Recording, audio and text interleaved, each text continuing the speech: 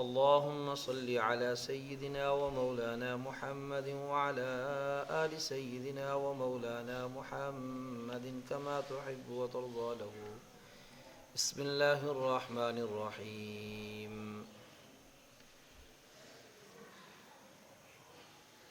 الدين النصيحة أو كما قال عليه الصلاة والسلام. صدق الله مولانا العظيم وصدق رسوله النبي الكريم ونحن على ذلك من الشاهدين والشاکرین والحمد للہ رب العالمین. عزیز سامعین، درس حدیث شریف کی اس مجلس میں آقائے دو جہاں سرور کونین صلی اللہ علیہ وسلم کے مجموعہ فرامین میں سے ایک حدیث مبارکہ نقل کی ہے. حضور نبی مکرم صلی اللہ علیہ وسلم نے اس میں اس بات کو ذکر فرمایا کہ دین سراسر خیر خواہی، سراپا خیر خواہی. اور دین کسے کہا جاتا ہے؟ دین کہا جاتا ہے اللہ تعالیٰ کے حکموں کو نبی مکرم صلی اللہ علیہ وسلم کی اتباع میں پورا کرنا، یہ دین. شعبان المعظم کا مہینہ چل رہا ہے. اس میں ایک رات ہے جسے شب برات کہا جاتا ہے. اس کی بڑی فضیلت ہے. حدیث مبارکہ میں آتا ہے کہ اللہ تعالیٰ اس رات شروع میں ہی، یعنی مغرب کے بعد سے ہی، آسمان دنیا پر نزول فرماتے ہیں اور قبیلہ بنو کلب کی بھیڑ بکریوں کے بالوں کے بقدر لوگوں کی مغفرت فرماتے ہیں. اور فرمایا اللہ رب العزت کی طرف سے عمومی مغفرت کا معاملہ ہوتا ہے. بعض علماء نے، بعض لوگوں نے اس کے اوپر اعتراض کیا اس اعتبار سے کہ یہ ضعیف روایت ہے. علماء محدثین نے یہ ذکر کیا ہے کہ ضعیف روایت بھی فضائل کے باب میں معتبر ہوتی ہے. ایک دوسرا یہ کہ یہ روایت تقریباً 10 صحابہ اکرام سے منقول ہے، اور یہ بھی بات متفق علیہ ہے محدثین کے درمیان کہ جب کسی روایت کے راوی، چاہے وہ روایت ضعیف ہی کیوں نہ ہو، اس روایت کے راوی زیادہ ہو جائیں تو تب بھی وہ روایت کمزور نہیں رہتی بلکہ اس میں طاقت پیدا ہو جاتی. تو شعبان المعظم کے اس مہینے میں شب برات جو رات ہے، یہ بڑی فضیلت، بڑی اہمیت کی حامل رات ہے. اس رات میں اللہ رب العزت خصوصی رحمت اور شفقت کا معاملہ فرماتے ہیں، اور ابتدائے رات سے ہی یہ اعلان ہونے لگتا ہے کہ ہے کوئی مجھ سے مغفرت طلب کرنے والا کہ میں اس کی مغفرت کروں، ہے کوئی مجھ سے روزی طلب کرنے والا کہ میں اس کو روزی دوں.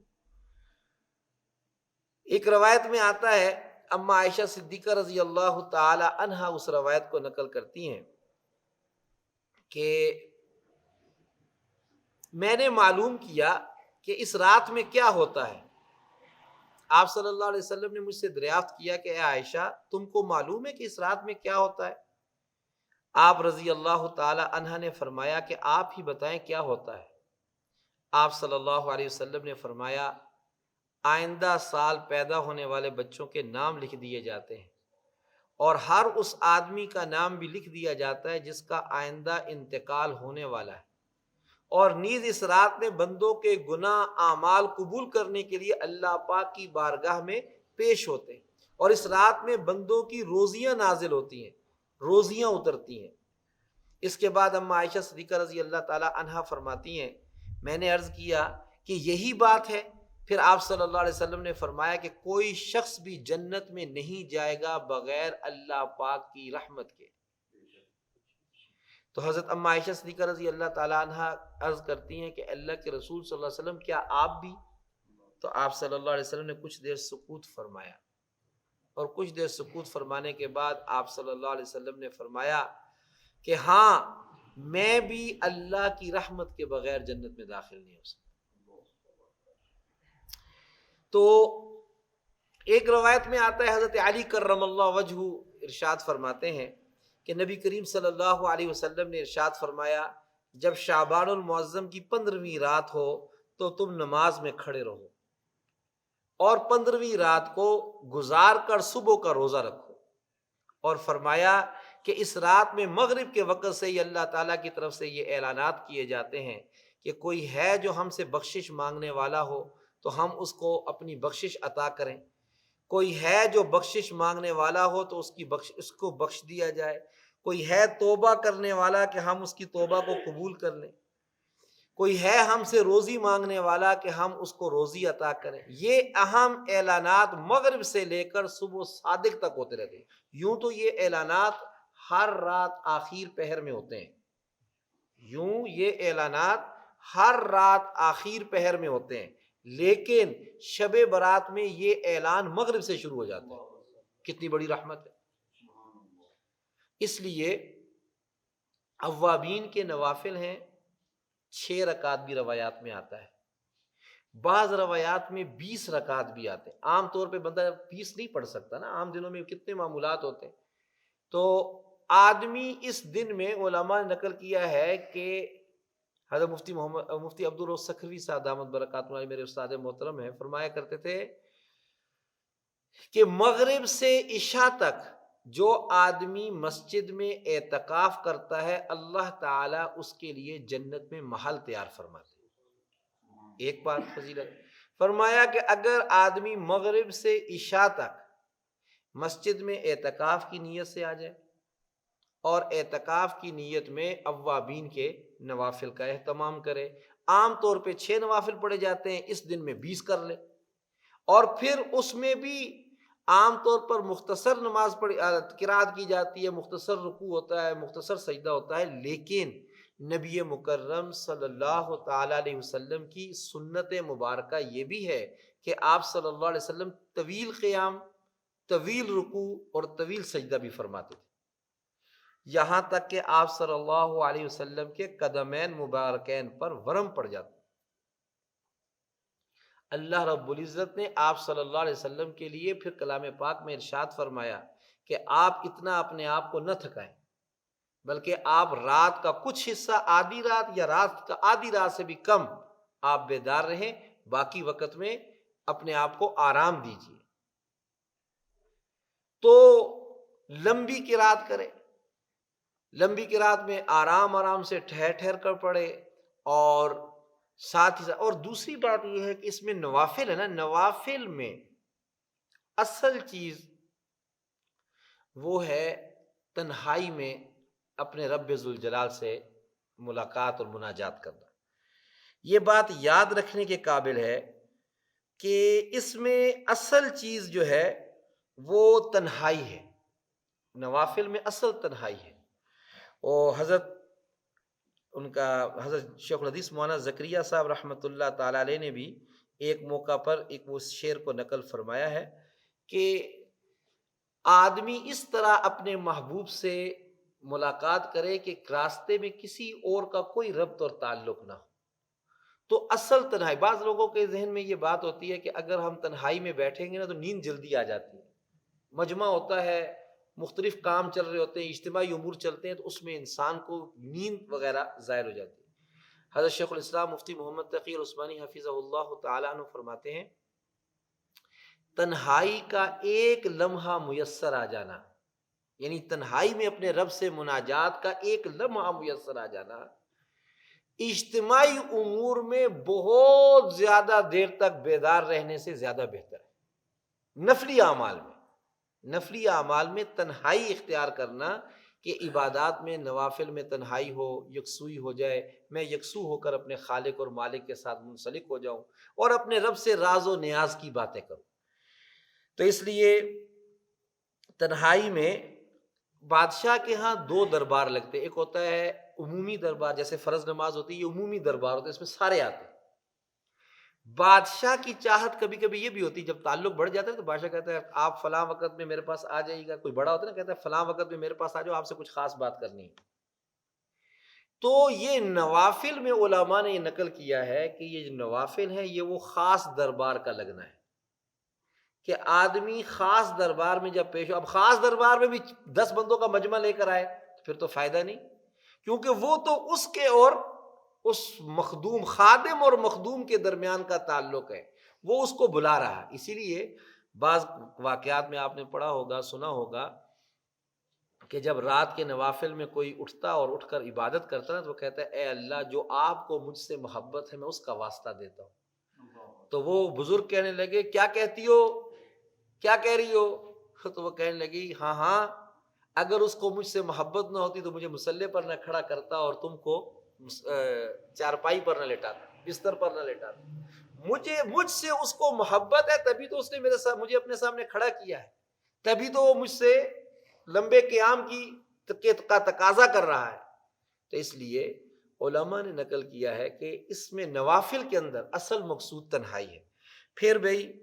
اس میں کام کرنے کے تو بہت سے ہوتے ہیں، ہاں کہتے ہیں فارسی کا شعر ہے میان عاشق و معشوق رمز است، کرامن کاتبی راہم خبر نیست، یعنی اس طریقے سے عاشق اور معشوق آپس میں بات چیت کریں کہ کرامن کاتبین کو بھی خبر نہ ہو کہ کیا بات کر گئے ہیں، ایسی بات۔ تو محبت کے پہلوؤں میں یہ بات بڑی خاص ہوتی ہے کہ جو صرف اور صرف گوشہ تنہائی کی باتیں ہوتی ہیں۔ اس لیے علماء نے نقل کیا ہے کہ اس بات کو خصوصی اس کا اہتمام کیا جائے۔ حضرت ڈاکٹر عبدالحی صاحب عارفی قدس اللہ سرہ فرمایا کرتے تھے کہ جب تم لوگ سجدے میں جاتے ہو نا تو سجدے میں کیا کہتے ہو سبحان ربی الاعلیٰ، اور ایک رٹی ہوئی بات ہے، بس سجدے میں جاتے ساری منہ سے بے ساختہ نکلتا ہے سبحان ربی الاعلیٰ سبحان ربی الاعلیٰ سبحان ربی الاعلیٰ سبحان ربی الاعلیٰ، اللہ اکبر۔ فرمایا کہ اگر ایک مرتبہ بھی تمہیں یہ معلوم ہو جائے اور تمہیں یہ نسبت حاصل ہو جائے کہ میں کیا کہہ رہا ہوں اور کس حالت میں اپنے کس خالق کے سامنے پکار رہا ہوں، اس میں تمہیں اگر ایک مرتبہ سبحان ربی الاعلیٰ کہنے کی توفیق مل جائے تو یہ کئی لمبے سبحان اللہ سبحان اللہ سبحان اللہ اس رسمی سبحان ربی الاعلیٰ سے بدرجہ بہتر ہے جو اخلاص کے ساتھ تنہائی میں خوب استحضار کے ساتھ آدمی کی زبان سے ایک مرتبہ نکلتا ہے۔ اس لیے بھائی علماء امت نے شعبان المعظم کی شب برات کے اعتبار سے کوئی خاص عمل ذکر نہیں کیا، ہاں یہ ہے کہ فضیلت موجود ہے، دعا کی رات ہے، اہتمام کی رات ہے، اگلے دن روزہ رکھنے کے اعتبار سے بھی ہے، لیکن اس میں کوئی خاص عبادت نہیں کہ آپ یہ نفل ہی پڑھیں گے، آپ یہ عبادت ہی کریں گے، بس آپ نے اپنے رب کے سامنے عبادات کرنی، چاہے کس طرح آپ دل کرتا ہے میں ذکر کروں آپ ذکر کر لیں، آپ کا دل کرتا ہے میں کچھ دیر اپنے رب سے بات چیت کرتا ہوں قرآن پاک کے ذریعے، آپ قرآن پاک کھول کے قرآن پاک کے ذریعے بات چیت شروع کریں، آپ کا دل کرتا ہے کہ آپ نوافل پڑھیں آپ نوافل پڑھیں، یعنی جس چیز کی طبیعت ہو رہی ہو طبیعت کی بشاشت کے ساتھ جتنا ہو سکے آپ عبادت کریں۔ اور بعض علماء نے یہ بھی نقل کیا ہے کہ نوافل میں اصل یہ ہے کہ بشاشت کے ساتھ جتنی ہو، یہ نہیں کہ آدمی کو کچھ پتہ نہیں میں کیا بول رہا ہوں، کیا کبھی تھکان اتنی ہو جاتی نہیں انسان پر، اتنی تھکان ہوتی ہے کیا بول رہا ہوں کیا کہا جا رہا ہے اس کو کچھ پتہ نہیں، لیکن بس عبادت میں لگا ہوا اپنے آپ کو مشقت میں ڈالا ہوا۔ فرمایا اس وقت میں عبادت سے بہتر، نفل عبادت سے بہتر ہے کچھ دیر آرام کر لے، پھر جب بشاشت آ جائے پھر اس کے بعد پھر نشاط کے ساتھ اپنے رب کی عبادت کو مشغول کرے۔ اب کچھ دنوں پہلے بھی یہ بات ذکر ہوئی، جمعۃ المبارک میں بھی یہ ذکر ہوا تھا، پھر یہاں ذکر کر دیتا ہوں کہ اعمال کرنے کے تو ہیں، کچھ چیزیں ہیں جو نہیں کرنے کی ہیں، نہ کرنے والی چیزوں سے بھی آدمی بچا رہے اور رات مغرب عشاء اور صبح فجر کی نماز جماعت سے ادا کر لے تو یہ بہت بڑے درجات کو پالے گا۔ لیکن ایک آدمی رات ساری بیدار رہتا ہے لیکن ان گناہوں میں سے کسی گناہ میں مبتلا ہے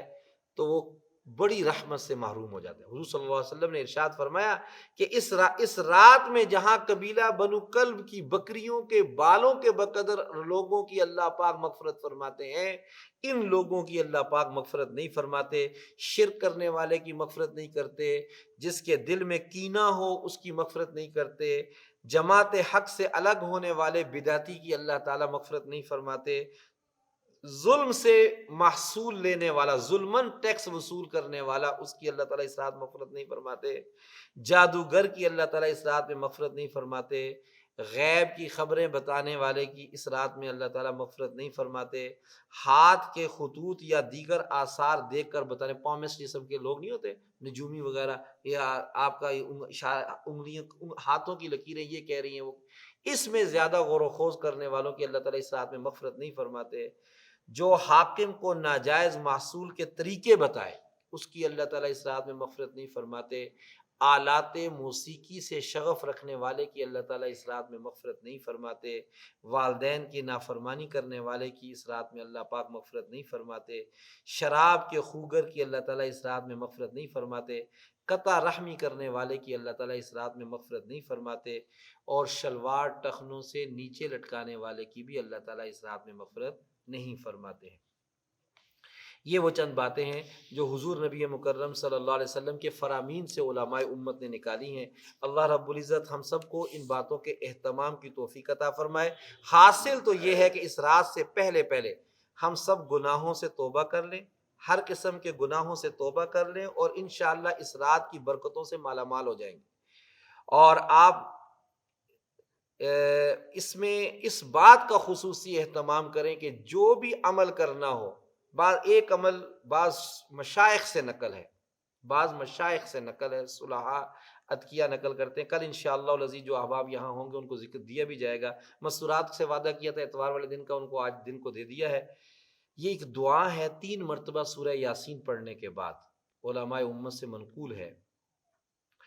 پہلی مرتبہ جب سورہ یاسین پڑھے تو اس نیت سے کہ اللہ تعالیٰ اس کی برکت سے میری عمر میں برکت عطا فرمائے، لمبی عمر عطا فرما دے، برکت والی اعمال والی۔ اور دوسرا یہ کہ دوسری دفعہ جب سورہ یاسین پڑھے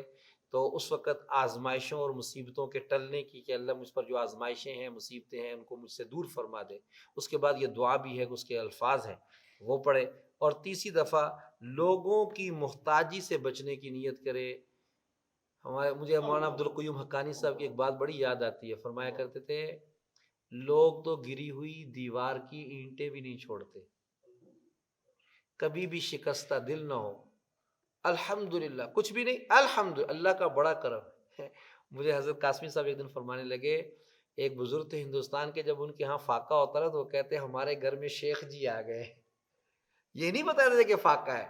فرماتے شیخ جی آ گئے ہمارے ہاں، تو آج شیخ جی آ گئے۔ لوگ سمجھتے پتہ شیخ جی آ گئے مطلب یہ آج کوئی معاملہ اچھا ہے، نظر و نیاز کا معاملہ ہوگا، لیکن فرماتے اصل تھا شیخ جی آ گئے، یہ ایک اصطلاح تھی کہ ہمارے یہاں میں فاقے چل رہے ہیں۔ لیکن باہر پر جس دن وقت میں ایسے حالات ہوتے، باہر جب وہ نکلتے تو عالی پوشاک کے ساتھ، عمدہ حال کے ساتھ نکلتے، کسی پر اس چیز کا اظہار تک نہ فرماتے کہ میرے معاملات ایسے چل رہے ہیں۔ تو رزق اللہ تعالیٰ سے یہ دعا کرے کہ اللہ پاک کسی کا محتاج نہ فرمائے، اپنے در اقدس کا محتاج بنائے رکھے، کسی بندے کا محتاج نہ بنائے۔ ہاں بلکہ میرے والد صاحب تو یہاں تک ہے، میں تو یہ دعا کرتا ہوں اللہ مجھے تمہارا بھی کبھی محتاج نہ کرے، بیٹوں کا بھی محتاج نہ کرے۔ ہاں سچی بات ہے، بڑے صاف باتیں کرتے تھے، فرماتے میں تو یہ بھی دعا کرتا ہوں اللہ تمہارا بھی کبھی مجھے محتاج نہ کرے۔ تو بھئی اس لیے اللہ تعالی ہم سب کو اس عظیم، ایک اور بات بڑی عجیب، حضرت شیخ الاسلام مفتی محمد تقی العثمانی حفظہ اللہ تعالی عنہ نے نقل فرمائی ہے کہ 2 ہفتے پہلے اللہ تعالیٰ نے یہ شب برات رکھی ہے، رمضان آنے والا ہے، 2 ہفتے پہلے اللہ پاک نے یہ رات رکھی ہے، تاکہ استقبال رمضان میں اللہ رب العزت اپنے نبی کے امتیوں کی مغفرت فرمانا چاہتے ہیں کہ صاف ستھرے ہو کر رمضان میں میرے پاس آؤ، صاف ستھرے ہو کر۔ اس لیے اللہ رب العزت نے شب برات ہمیں نصیب فرمائی ہے، اس لیے قدردانی کرنی چاہیے۔ نعمت عام ہو، یہ کہ بھئی اتنا عام معاملہ، اتنے آسان، بھئی کرتا کون ہے؟ سوچنا تو یہ چاہیے نا کہ اتنی چھوٹی سی بات، لوگ کہتے ہیں 3 دفعہ سورہ اخلاص پڑھنے پر پورے قرآن پاک پڑھنے کا ثواب مل جاتا ہے، بھئی پڑھتا کون ہے؟ سوچنا تو یہ چاہیے نا کہ ہم پڑھتے کتنے ہیں۔ اللہ تعالیٰ کی رحمت تو اتنی عام ہے کہ ہم اس کا شمار بھی نہیں کر سکتے۔ ایک مرتبہ والد والدہ کے چہرے پر نظر ڈالتا ہے بندہ محبت کی، تو اس کی بدولت اللہ تعالیٰ حج اور عمرے کا مقبول ثواب عطا فرماتے ہیں۔ آج کل 7 لاکھ 8 لاکھ کے قریب پہنچ گیا، آسانی سے وہ نعمت عطا فرماتے۔ 100 دفعہ کسی نے پوچھا کہ حضور 100 دفعہ دیکھے، فرمایا 100 دفعہ اللہ پاک اجر عطا فرمائے۔ تو اس لیے بھائی اللہ تعالیٰ ہم سب کو اس عظیم رات کی قدر کرنے کی توفیق عطا فرمائے، گناہوں کی زندگانی سے حفاظت نصیب فرمائے۔ اس میں ایک روایت میں یہ بھی آتا ہے کہ جنت البقیع میں حضور صلی اللہ علیہ وسلم تشریف لے گئے۔ شیخ الاسلام حضرت مفتی محمد تقی العثمانی حفظہ اللہ تعالی عنہ فرماتے ہیں، میرے والد ماجد فرمایا کرتے تھے، اصول یاد رکھو، جو حضور صلی اللہ علیہ وسلم سے جتنی مرتبہ ثابت ہو نا اسی طرح کرنا چاہیے، اس سے زائد کا اہتمام کر لینا یہ بھی دین میں زیادتی کا ذریعہ بن جاتا ہے۔ آپ صلی اللہ علیہ وسلم نے پوری زندگی میں ایک مرتبہ اس موقع پر آپ جنت البقیع تشریف لے گئے، ایک موقع، ایک مرتبہ۔ کبھی کبھی آدمی چلا جائے تو کوئی حرج کی بات نہیں، لیکن اس کو لازمی چیز سمجھے اور شب برات کا رکن سمجھے کہ اس کے بغیر شب برات تام نہیں ہوتی، یہ بھی صحیح نہیں۔ ہاں کبھی کبھی تنہائی میں، گوشہ تنہائی میں انسان کہتا ہے چلو یار آج میں قبرستان جاتا ہوں، اپنے فلاں مرحومین کو بھی یاد کرتا ہوں، کوئی بات نہیں، لیکن اس کے لیے پورا ایک جشن بنانا، ایک میلہ ٹھیلا بنانا اور جانا، فرمایا اس کی اس شریعت بیان نہیں کرتی۔ نبی مکرم صلی اللہ علیہ وسلم تشریف لے گئے، تنہا تشریف لے گئے، اما عائشہ صدیقہ وہاں پہنچ گئیں، اور پھر ساری بات اور روایات میں آتی ہے، فرمایا اکا مرتبہ آپ صلی اللہ علیہ وسلم سے ثابت ہے، زندگی میں کبھی کبھی ایسا ہو جائے تو کوئی حرج کی بات نہیں ہے، لیکن اس کو شب برات کا جزء لازم سمجھ لینا یہ بھی دین میں زیادتی ہے۔ کیونکہ شروع میں کیا ذکر کیا تھا، دین ہماری چاہت کا نام نہیں ہے، دین تو حضور اکرم صلی اللہ علیہ وسلم کی اتباع کا نام ہے۔ اللہ پاک ہم سب کو حضور سرور کونین صلی اللہ علیہ وسلم کی اتباع کی توفیق عطا فرمائے۔ دعا کر لیتے ہیں، یا اللہم صلی علی سیدنا و مولانا محمد وعلی آل سیدنا و مولانا محمد وبارک وسلم، یا اللہ یا ارحم الراحمین، یا حی یا قیوم برحمتک استغیث، برحمتک نستغیث۔ یا اللہ ہم سب کو، ہمارے والدین کی، ہمارے اہل و عیال کی، ہمارے سارے اساتذہ کرام اور پوری امت مسلمہ کی مغفرت فرما دے۔ جن گناہوں کا تذکرہ ہوا ان گناہوں سے سچے دل کے ساتھ توبہ کرتے ہیں، اور اس کے علاوہ جو گناہ ہمارے ماحول اور معاشرے میں پھیلے ہوئے ہیں ہم اس میں مبتلا ہیں، یا اللہ ہم کو اور ہم سب مسلمانوں کو ان سے بچنے کی توفیق عطا فرما، اور اس رات کی برکتوں سے ہم سب کو مالا مال کر دے۔ یا اللہ اس رات کی قدر کرنے کی ہم کو توفیق عطا فرما۔ اس رات میں آپ بھی توفیق عطا فرما، آپ ہی توفیق عطا فرمانے والے ہیں، یا اللہ آپ ہی گناہوں سے بچنے کی توفیق عطا فرمانے والے ہیں۔ اپنی بارگاہ میں اور دعا کی توفیق عطا فرما، اور صحت عطا فرما، تندرستی عطا فرما، ہماری بیماریوں اور پریشانیوں کو دور فرما۔ جتنے احباب مردوں، عورتوں، خواتین اور جتنے بھی احباب سب جو دعاؤں کے لیے کہتے ہیں، مالک سب کی دعاؤں التجاؤں کو اپنی بارگاہ میں قبول فرما۔ ایک بڑی جامع سی دعا ہے، اللہم انا نسألک من خیر ما سألک منہ نبیک و حبیبک محمد صلی اللہ علیہ وسلم، ونعوذ بک من شر ما استعاذک منہ نبیک و حبیبک محمد صلی اللہ علیہ وسلم، وانت المستعان وعلیک البلاغ ولا حول ولا قوة الا باللہ۔ مالک حضور نے جتنی خیریں مانگی ہیں نصیب فرما، جن شرور سے پناہ مانگی ہے بچنے کی توفیق عطا فرما۔ صلی اللہ تعالی علی خیر خلقہ محمد و آلہ و اصحابہ اجمعین، آمین آمین آمین، بجاہ سید المرسلین برحمتک یا ارحم الراحمین۔ جزاکم اللہ۔